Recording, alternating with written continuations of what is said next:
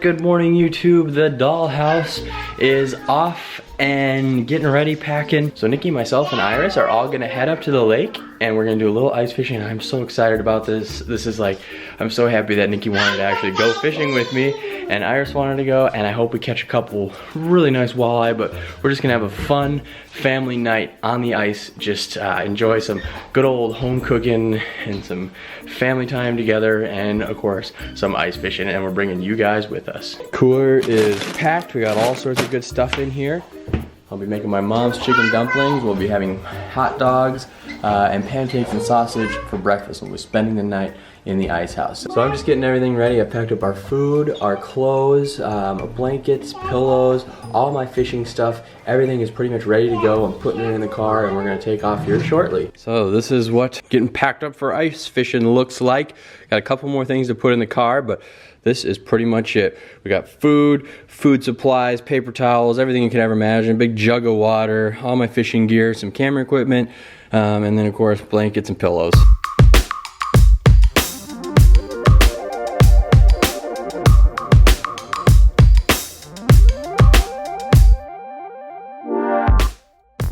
Oh my gosh, we are driving on the ice right now. Driving across the lake. We We are.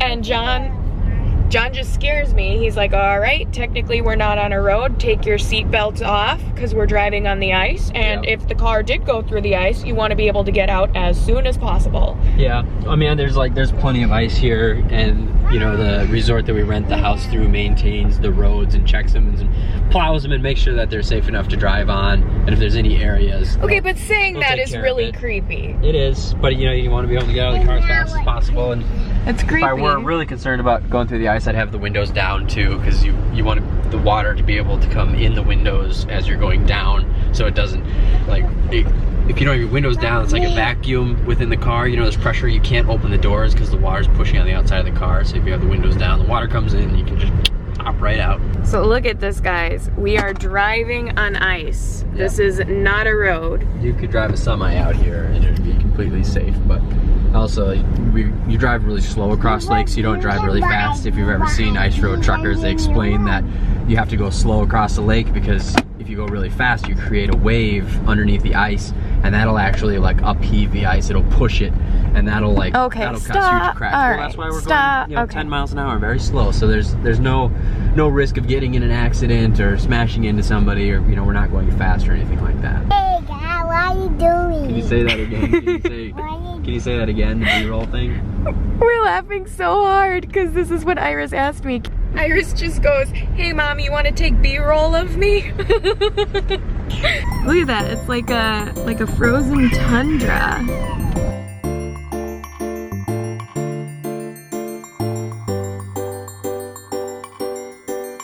Hi. Hi. What are you doing? What are we doing? We're nothing. We're just sitting. We're waiting for the worker guy to get done working on our little house. Just chillaxing. You're adorable. All right, girls, ready to do a little ice fishing? Yeah. So, we're on a family vacation! Or would this be a staycation? What is the definition of a staycation? Is it when you go on a vacation in your home state, but is it still a staycation if you're staying in a different house? Or is a staycation when you have a vacation in your own house and you just stay in and have a vacation at home? I don't know, but this sounds like a lot of fun, like a real experience. It's not something that Iris and I normally do. John really wanted to show us what he's passionate about. So yeah, it's fun. I almost feel like I'm out at base camp again or something. Actually, this feels like Alaska or like Antarctica or something. We're just like on a frozen tundra, staying in a little house. So this is the little house that we're staying in. This is an ice fishing house. Like, this is a little resort, so there's other ice fishing houses out on the lake that people rent and hang out in. So let me give you guys the tour. John is setting up his ice fishing stations right now with Iris. So we have bunk beds along the sides, so this would actually sleep more people than just us. And then on the other side, there's more bunk beds. We have a table here to eat our food. We're gonna be cooking all our meals on this little burner here. And then John gets to fish in these holes that are all over the ice house here. I didn't realize there'd be so many holes. Yep. Iris is checking out the stuff. Testing the fishies. No. So John said there's like a little bell on here. Yeah, this is called the rattle reel, and you run it down to the bottom. There's a minnow and a hook on there, and then when the fish comes along and grabs it, you'll hear this noise, and you'll know that there's a fish on there, so you can use them at night when you're sleeping, which is really cool. And then back here, we have our bathroom. It's a little seat, and we pee and poop into a garbage can. Oh, and we have a little heater here. This is what keeps the house warm. And it actually is very, very warm in here. Like, it's not bad at all. And look at these ice holes. You see so far down. Doesn't that not even look real? That's crazy. So the ice is this thick that we're standing on. And then underneath there's just fish and wildlife swimming around. I'm making a little bug. A little bug? Yeah, she saw a picture of a bug on this here. So we are working on our fine motor skills by beading. So I don't know if it'll end up being a bracelet. Mom doesn't really know how to make those bugs. I remember people making lizards when I was a kid, beaded lizards. But that was some of the craft supplies that I bought when I went out the other day, so. Iris is making some necklace. We got a bunch of stuff that she can do in case she gets bored. We brought colored pencils and paper and stuff. But I think she's gonna have a lot of fun. Alright, Liz, you're moving in? Yeah, it's best to be organized. When you're in a small space like this, you keep track of everything, you know where everything is, and it just makes it a little easier. Our food gets its own stuff bump. out of reach of Iris. Wow, what are you doing? Are you fishing?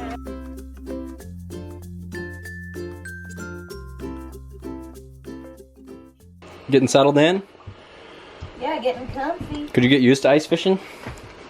I think so. Yeah. Even if we had like our own little ice fishing house that had like beds and couches and stuff, they can make them, they have really, really, really nice ones that are like pull behind campers and trailers, and they have like they have a satellite TV, they have like microwaves, stoves, and I want to buy one eventually. It's not high on my list of priorities to get one. I need to get a truck first and a boat and then an ice house eventually, but I would like to have one that has 1 or 2 bunks in it, maybe 3 bunks, so Iris, Nikki, and I could just, you know, pull it up to the lake on the weekend, go ice fishing. Of course, it's only something you use in the winter, so I don't want to spend a crazy amount of money on one, but you know, you can pay $2,000 or you can pay $45,000 for an ice house, and they kind of have everything in between. Well, it's a lot like camping. Yeah. It feels like. I'm not necessarily into the actual ice fishing, but I love camping, and it has. It's fun to like get away for a day as a family. Right, and I'm excited to cook out, like cook on that little burner here. Like stuff like that is so cool to me.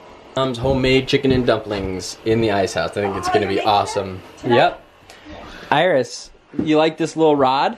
Yeah. Yeah. Iris just loves this little fishing rod because it's actually her size. Well, I've had one little bite here, and Iris is getting hungry, so we are going to make some hot dogs.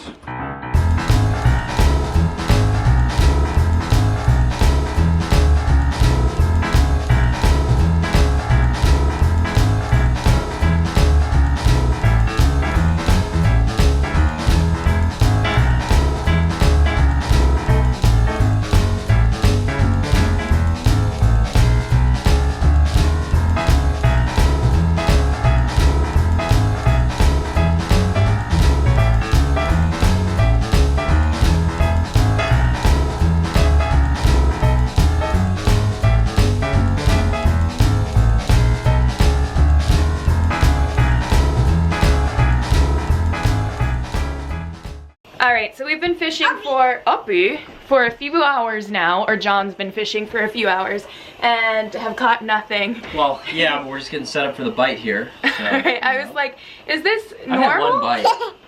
Like, is it normal to go ice fishing and not catch anything at all? Already talking smack. You were like, you said that after being here for like 25 minutes. Well, it's funny, you have so many lines in and nothing yet. Well, in Minnesota we can all fish 2 lines. So we have 6 lines down. But the walleye tend to bite, 4 p.m., 5 p.m., 6 p.m. all the way in and through the night. We'll have a chance of catching a really nice big walleye, and then we'll be done tomorrow morning. Yeah, so now we're just having a dance party. We're having fun anyway. So we're gonna be having chicken and dumplings for dinner. So we got the chicken boiling because it's gonna take a long time to cook. Iris and Dada dancing. I'm happy that you guys are enjoying ice fishing. You wanna go ice fishing more? She said you have poo-poo on your face. 3, 2, 1. Well, we're a fun family. I'm gonna toss you out the window. No, not actually.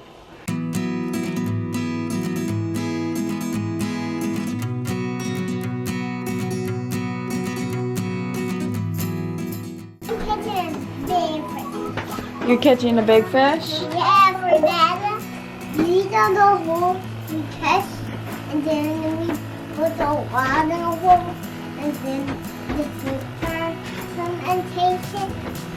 Last night, I did that at the cabin, with my cousins. Then, You went fishing at the cabin with your cousins before? yeah. Okay. And then the hole out there, and then he dropped it. Oh, really? Now I am adding the dumplings to the chicken and dumplings. It's just a Bisquick mixture that you whip up and You had that in a plastic bag in the cooler, yeah? in the hot water. Well, I had the Bisquick in a plastic bag, but I just had to add milk to it to finish it off. I pre-measured everything and kind of prepped everything, so I didn't waste a lot of space and have to bring the whole box of Bisquick with me. Yeah, it smells so good, babe. I'm excited about this. It'll be delicious. Well, thank you for showing us how you live when you come off the grid like this. Pretty fancy. I feel like we could survive a zombie apocalypse. Look, music! On the music. So, all done. Woo! Looks amazeballs. Iris, say thank you, Dada. Huh? Say thank you, Dada.